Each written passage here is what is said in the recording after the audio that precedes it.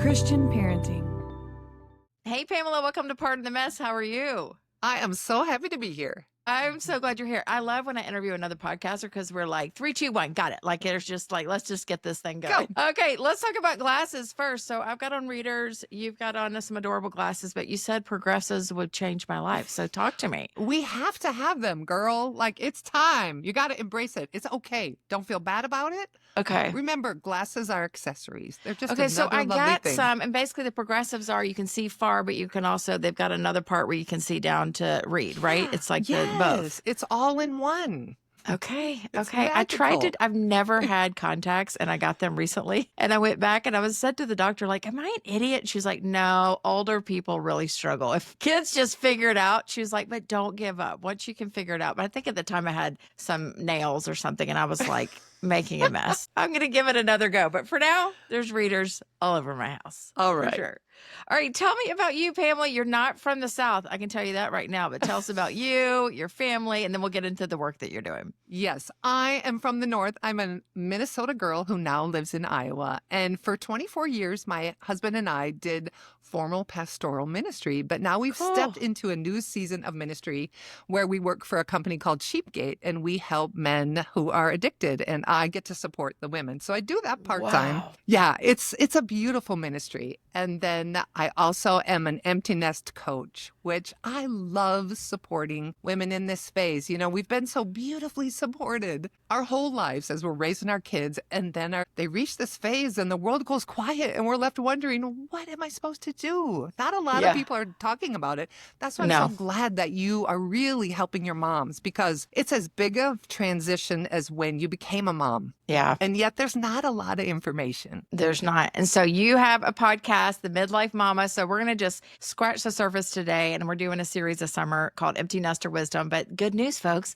if you want to listen to that all the time, you can go over to Pamela's podcast and listen to that. So how did you get into that? Did you just hit the phase yourself and were like, I can't find any resources? How did you come upon being a podcaster and being an empty nest coach? I didn't even know that was a thing. I love that you're my empty nest coach. Welcome. Well, it was part of my journey and the journey that every woman will go through when she says, oh my gosh, what do I do now? Yeah. I had 5 kids.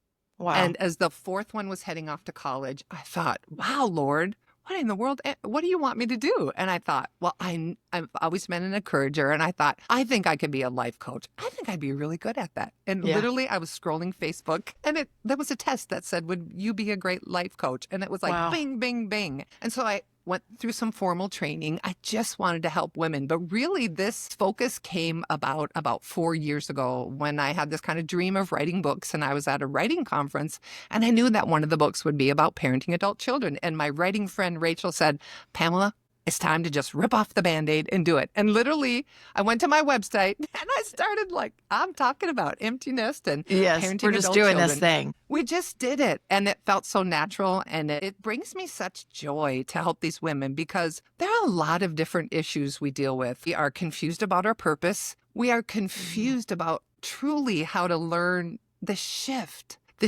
in the way we connect with our kids. It's no longer training and teaching. It's moving from manager to mentor, from directing to supporting. And when moms don't get that right, it's really rough. It's rough on the relationship with their kids. It causes a lot of, these are the moms that have a hard time clinging. You know, we were the parents who hover.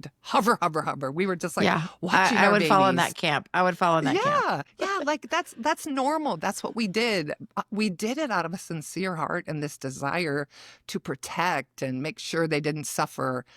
But that's actually not even biblical because the Lord said we will have trials. We will have struggles. Now, I'm not saying your kids are all going to struggle, but we have to understand that allow God to be their teacher. And both of us are growing at this time. Your kids are learning. They're learning how to be adults. My kids tell me all the time, this is horrible. Why is adulting so horrible? Why didn't you tell me? And my kids range from 24 to 36. So they are, 4 of them are married. Several of them have children. So they are like legit working jobs, buying houses, doing all the things. And they're like, wow, why didn't you tell us it was like this? It's no joke. Well, tell me what is the cost or the disservice if we don't think about this and do this well. So I imagine you got better at it with each kid. I imagine maybe your boys were different than your girls, but like waving the flag, what are you saying to us? It's like, hey, if you don't switch that role, here's what is it that's bumpy about that both the kid feels and you feel? Yes. So first of all, it doesn't allow your child to mature. You are keeping them from developing and growing and learning to rely on God for themselves. Like they get to cultivate that relationship. And of course, we've worked on this for years with them, but there's something different when they like pick it up and they go, this is mine. And when you don't learn to let go, you are saying, God, you're not big enough. You're not big enough for this. Right. Like, I got to be there. And that's just, we know that's not true. No mom would like purposely say that. And yet our actions show it. That's right. That's right. One of my previous guests that was on in June said, what are you wanting them to feel? And I would say capable. And she was like, are your actions doing that? I'm like, no, the signal I am sending her is that you cannot do this. Like you can't need do me, this. which is not what you want. But when you pull back, you're like, I can see how that would happen. And so talk to me about maybe a hard moment you went through. Like what was one of those lessons where you overstepped, or do you have a memory that comes to mind where you're like, whoop, I knew that, but I stepped too far. I imagine you have several. Oh my gosh. So this dilemma of always wanting to fix things for our kids, like that's just what we did. We were the professional fixer. Yeah. And I remember my oldest son one time said to me, he's like, Mom, don't need your solutions. Wow. I need you to just listen and hear me. And I was crushed, first of all, because I was like, I didn't even realize that that's what I was actually doing. Yeah. And having that conversation made me so aware of how many times have I tried to step in. Now, of course, I do it better than I did with the first one, but learning to be empathetic. This is such a skill to have. Our kids don't want to be fixed. They just want to be seen and heard. Wow. And that's challenging. Yeah, for sure. Especially when your child comes to you with something that you don't agree with or is very contrary to how you raise them. I was just going to ask you this. I'm like, what do you do? How do you sit on your hands, tape your mouth when they make a decision that you completely disagree with? And I think the tricky part, I'm just assuming, because I haven't been there yet, but assuming also like in their college, if you're paying for their college, you still feel some sort of ownership over what they're doing with that. So how did you navigate those decisions that you disagree? You have those conversations. But also you also know that God is their teacher. I want the Holy Spirit to be my child's teacher. And even when I disagree with what they're saying, I don't ever want them to think that I don't love them. I am not the Holy Spirit. Surprise, surprise. Surprise, surprise. I know, it's shocking. But God, in his sovereignty, in his goodness, has a way of reaching them. And my job is to continually be this haven, this place where they are safe. Yeah. Even when they share some ideas that I don't agree with, it's not the way I raised them, but I know that sometimes kids have to try things out. And so instead of jumping down their throat, I pause and I say, tell me more about it. And then I just listen. And I take all my grief and distress and I take that to the Lord, but I don't take that out on my child. So good.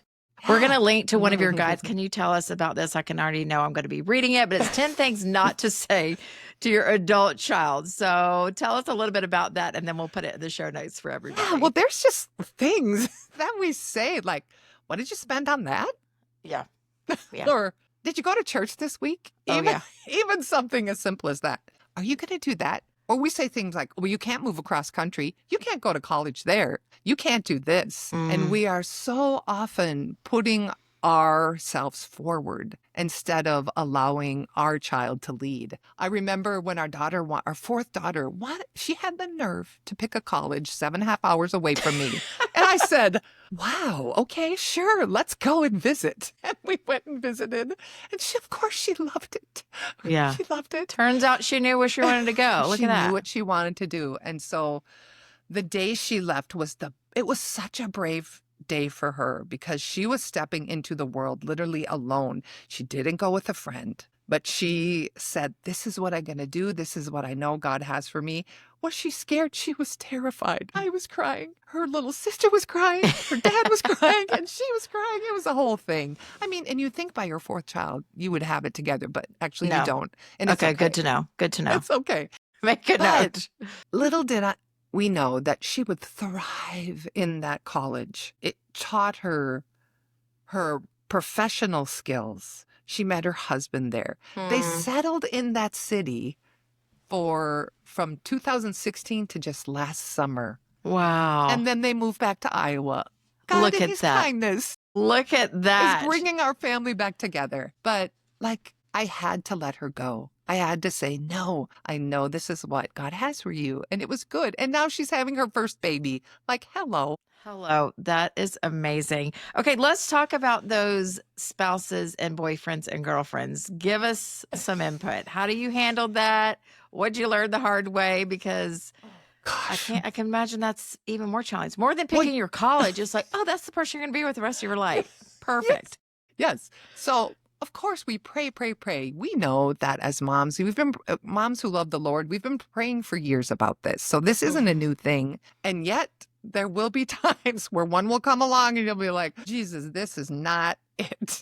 And you're just going to keep yourself quiet and you're going to love on them and you are going to pray and you're going to say, Jesus, I see this isn't right. And he takes care of it. Because the tendency would be me to have like a meeting and be like, hey, meet me at coffee. I need to tell you the 8 reasons that guy is horrible for you. Yeah.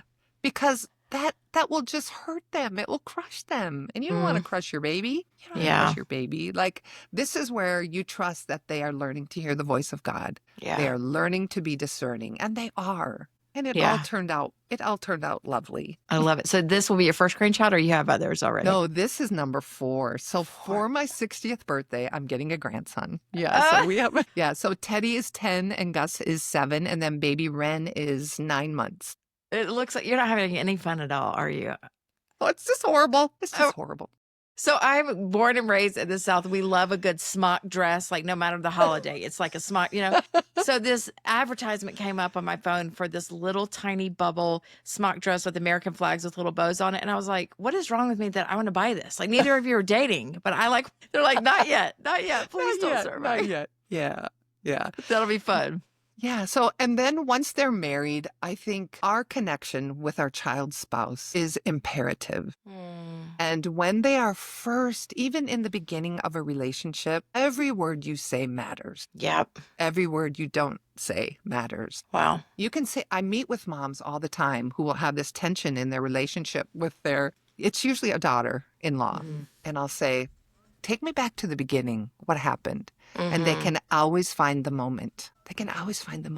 And so my friend Heather Beer, who is a Christian counselor, said, you want to have 100% positive regard for this person. Simply because you don't want to create anything. And that's kind of what we did in this situation where it didn't go well with one of our kids' person they were dating. And praise God, the Lord took care of it. Yeah. Because they could even have some resentment for you if you were the reason they broke up. It's like, it's your fault. I was never happy. You never liked them. That's amazing. All right. This is all so good, Pamela. Thank you. I could ask you many. I can see why you're doing what you're doing. You're like, so clearly a coach. So that's fun to watch. But let me ask you about the people that you coach. So there's moms like me, and I'll have a junior. So I've got 2, but we're looking ahead. And I know moms that are in it too. There's fear. And so I'd imagine I want to talk about like who's coming to you, what they feel kind of when they get to you and what your hope is for after. But if I was coming to you, I would say, I don't even know what I'm good at anymore. Like, I don't even know how to dream anymore. Like, I have so many friends, they've been moms so long and kind of dumbed down like their career to not dumbed down, but just like minimize it. Set it aside. Set it aside. That's a perfect word. Set it aside. And so as they're thinking, do I even have what it takes anymore? Can I even operate the computer the way I need to? Exactly. Like, so is that similar to the women that you're dealing with? And then where do you hope to take them after your time with them? Absolutely. Well, I was one of them. If you said in 2018 that I would be a writer and I've always been a speaker, but I would be a writer and a podcaster and a coach, I would have said, huh? But it was in this midlife awakening where you hone in on what you're good at. You say, Lord, you ask the people around you, hey, what do you think I'm good at? You ask your friends, what do you think I'm good at? And then you look at the things you did in your life with your children. You were likely organizing, leading, doing things, but they were all around your children. But now you get to say, I can use that in a new way, and then find out what sets your soul on fire. Who would you love to serve? In what way do you love to serve? Are you great with math? Are you great with sewing? Are you great with organizing? Are you whatever, you name it, all the Yeah. skills that you have. But everything in life, the Lord has just honed that skill in you. And now he's going to call them forth and say, okay, girl, use it. I love that. And I want to say to every employer in the world, I'm like, nobody's a better employee than a mom. Like, do you even know the things that we can get done on and Exactly. Well, we can whatever. juggle. Yeah, the multitasking is legit. So Yep. I think that's so good to ask friends because I think we're not very kind to ourselves. We're like, and the people around us are like, no, I would absolutely go to you for leading a company or creating a product or Yes. cooking, whatever the thing is. Yes. So that's a great idea for people. And so do you also encourage them to try things? Like, because I imagine I'm scared. Like, I don't want to commit to anything that I don't Yeah. love. So I'm a little like gun Exactly. shy to like, Exactly. people have offered me multiple jobs over the years, and I'm just Yeah. scared because I'm like, oh, I don't want to commit to you. Yeah. Like, I want to Yeah. just play. So is that part of it? Is trying and Yes. practicing? Here's the key. Do it scared. If you are going to wait till you're not afraid, well, you're going to be sitting in that chair a long time. Everything I've ever done, I've done it completely terrified. But Okay, then good to once know. you get used to it, you're like, I can do this. Wow, I'm a podcaster. Wow, I'm a Yeah. coach. Like, do it scared, but don't let the enemy is such a liar, isn't he? He just makes us shrink back and feel small. And it's just not who we have to be in this season of life. This is the best season. I mean, I know raising kids was lovely, but I'm here to tell you, I'm the cheerleader of the midlife. Okay, tell me what you're loving about it. Give me some practical fun, some things that you are doing differently or enjoying that you would have never tried when you had 4 or 5 kids in the home. Yeah. Well, you get to focus on your dreams now. I set my dreams aside for so many years. I was happy to. I loved raising our 5 kids. I loved partnering with my husband in ministry. But now it was time for my thing. It's okay to be a little selfish. It's okay to say, wow, what could I do now? Which I think for me, the constant server, like I love to do and serve, but I just had that feeling last night to my husband and said, let's take our time with this next transition. Like, I don't want to just do what others expect me to do, but I want to be a little selfish. I do want to be a little selfish. Totally okay. You've worked so hard. Moms are the hardest working people out there. Okay, how was that transition? Did your husband transition out of ministry the same time you did? Y'all both did new things? Yeah, no, I started my ministry in about 2018. We just left formal pastoral ministry a year ago. Wow, how has that been? Yeah, it's amazing. Okay, we've been being responsible for the souls of many, but highly recommend. It's just a different way. It's a different kind of ministry, and it's so lovely, and it's so personal, and it's so healing. And our nest officially emptied in 2019, and we were like, wait a minute, what is this? How is it? We kept walking around saying, we can do whatever we want, whenever we want. Our schedule isn't tied to our children. We're like, it felt so foreign and so freeing and so lovely. Like, I love my husband. We have had the sweetest marriage. It'll be 38 years in October. Wow. And we are relishing this season of just focusing on each other. Yeah. That's so great. Okay, I know I'm all over the place, but you can handle it. I feel it. Okay, so I'm like literally my mind's spinning. Okay, so talk about when your kids come home. Do you have practical tips of like, there's a lot of drama that goes down with like, well, his Christmas and my Thanksgiving and timing. How have you navigated all these married people and holidays and really wanting them in your home? What do you do with all that? Yes, it is a lesson in letting go of expectations. The mom who thinks that her family Christmas will stay the same for the next 40 years will be very disappointed because it can't. Yeah. There's no way it can. I just say to my kids, whenever we can all get together and the most of us, that's what we're going to do. Love that. And that's what we do. We don't make it stressful. I don't want to make it stressful for them. When my children are home, I want them to be happy to be home. I want them to feel relaxed, welcome, no matter where they're at, no matter what's going on, whether life is hard right now or it's going well, whether they're walking with the Lord. I have some kids who aren't walking with the Lord, but I love them. I love them with all my heart, and they know it. And we still have a strong bond.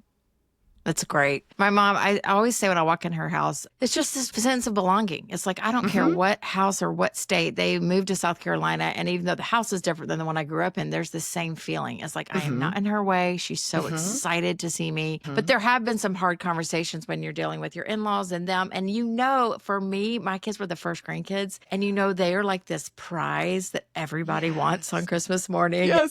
And you're like, you don't want to Yeah. disappoint people. So that can be You really don't. tricky to just say, like, hey, Yeah. we're going to or set those boundaries, which I think are huge. Have your Hmm. kids done that just naturally, or have you given them permission to be like, what are your boundaries? Like, what do you Yeah, want no, this to look like? we've especially surrounding having the grandbabies. Oh my gosh. When the first grandbaby arrived, they were in Minneapolis, we were in Iowa. The 7 of us converged on the hospital. We had a party. We're taking selfies in the parking lot. Finally at 2 a.m. Like, I cannot even believe we did this, but we did. At 2 It's a.m., the nurse hilarious. said, you could probably go home now. We're like, you're probably right. Like, we were so naive. And now when baby Ren was born, my youngest daughter was like, okay, Mom, here's how it's going to go down. Family, this is Yeah. how it's going to go down. You can come see us, da, da, da, da, da. And I was like, well, look at you having such good boundaries. I'm proud of you. Yes, And which I is so respect that. helpful.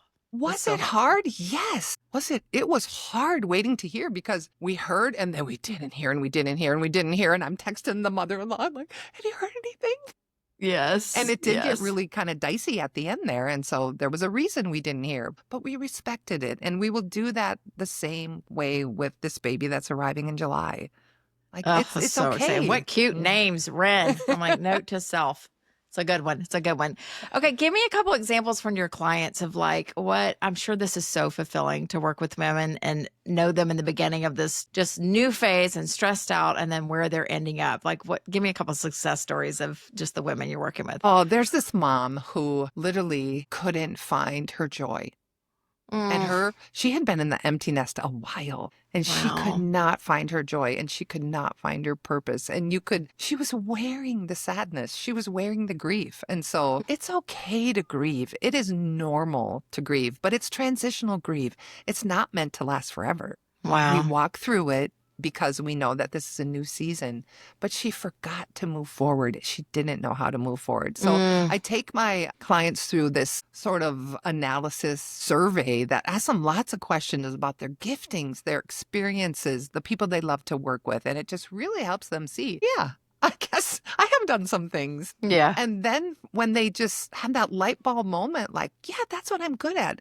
That's what I could do. I'm working with some moms who are just struggling with the relationship with their daughter-in-law. And it is so Mm, lovely to see them own their things yep. because it takes two in every relationship for them to own and say, I see where I went wrong. I'm Yeah. going to own it, but I'm going to trust and I'm not going to continually spiral in my the what ifs and sometimes these moms get so mentally upset that they can't focus. And so to help them see, it's always about coming back to their connection with God and what is God saying? And he is Mm, in this. And if you do the work, if you're patient, you do the work and then he will bring the healing. And he mm, does. And it's just so so good. lovely.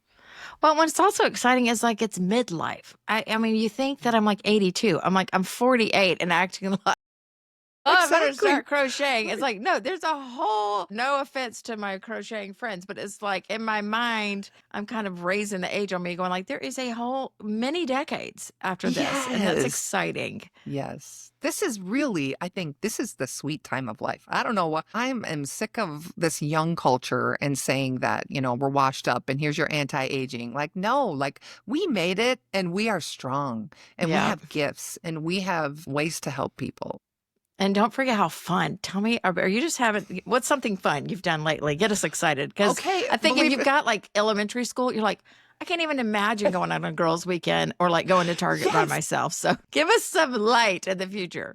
Yes. Although there was an adjustment with Target because I used to go with my daughters and when they all left and we were first in the empty nest, one day I'm in the car with my husband crying. He goes, what's wrong? I said, you don't like to shop at Target. We just have to go in and buy the things. And I just want to walk around and look at the things. And he's like, well, I didn't know that's what you do. That is So I so had to, funny. so I had to give him an education. We are late to the pickleball game because I thought, Okay. I kept hearing about all these people, hurting their wrists and their ankles. And I said, okay, we can play, but we're going to go easy on it. Yeah, we can't get injured. We can't get We can't injured. get injured. So that's been a new fun thing. And of course, now that we don't have that weekend gig at the church, for the first time in 25 years, we have weekends off. So we're like, where should we go now?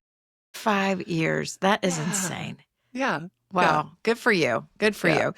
you. Okay. Before, I want you to tell us how to find you. And then we tell us a little bit more about your husband's ministry and where people can find that and who that's for. Sure. You can find me online at PamelaHenkelman.com. I love to hang out on Instagram. You can find me at phenkelman, which is PHENKELMAN. And then you can find all my coaching and then the Midlife Momma podcast. And my husband and I both work for Sheepgate. It's a division of Adult and Teen Challenge. And it's a year-long residential program that just helps men find freedom from addiction. What we teach men is to just work on their relationship with God. And He's the one who brings the healing.